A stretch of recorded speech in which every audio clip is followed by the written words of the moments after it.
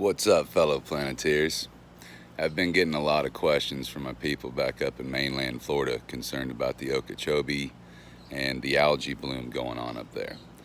I know me as a guy studying a lot up in algae and an algae scientist that I might have a few answers, and I do.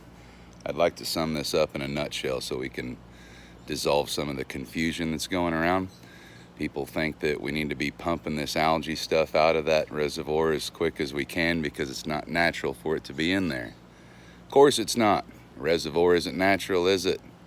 In Florida, we have taken 4/5 of the water that's supposed to naturally flow through the Everglades, which is what you guys call a swamp, which isn't a swamp at all because it's a slow-flowing river system. That water has been vital for a long time, about 9,000 years, for our reef system here in the Florida Keys, the third largest reef on the entire planet Earth. And when we took that water and blocked it up for people to live on, promote tourism and all the different resorts in Orlando, etc., we didn't realize the consequences. It's taken quite a bit of years later, but now we're seeing a lot of metal poisoning in the Everglades because there's not enough water to be filtered out with the plants. So we're seeing a lot of high mercury levels, etc.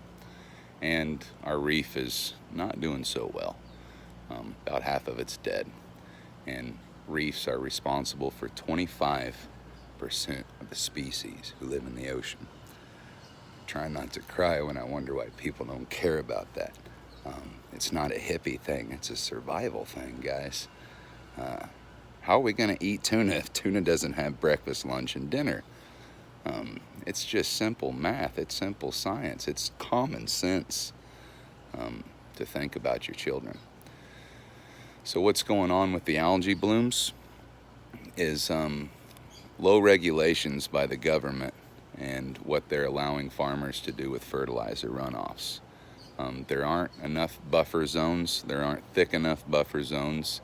There are basically no regulations in place that allow that fertilizer runoff not to be going straight into that reservoir, or any reservoir of that matter.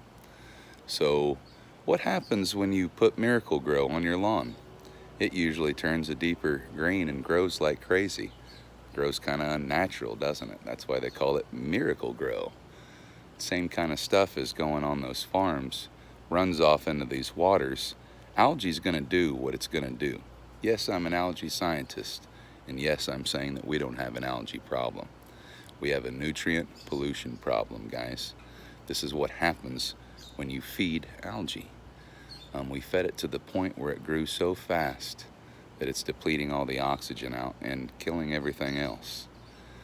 Maybe allowing that to be dumped into the ocean may not be the best decision. Surely there's people more highly qualified and getting a bigger paycheck than I am for those kind of answers, but I'm definitely more than happy, I like that word, more than healthy to be of any kind of help that I can be. We need to start doing a little bit more work with our farmers, getting FWC involved with agriculture, just in regards for our buffer systems, and lay down a little bit of a line saying, hey, the fish are more important than the sugar cane, aren't they?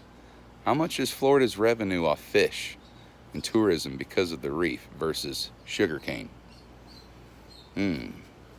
Doesn't take a mathematician to wrap your mind around this. Sometimes we just got to take a big enough step out and look at that picture and see, yeah, maybe this is what's going on. I had a lot of people asking me different questions from sites up in Fort Myers. I hope I've answered some of your questions a little bit easier. Feel free to ask any kind of questions through the comments, okay, guys? Try to get them answered. See ya.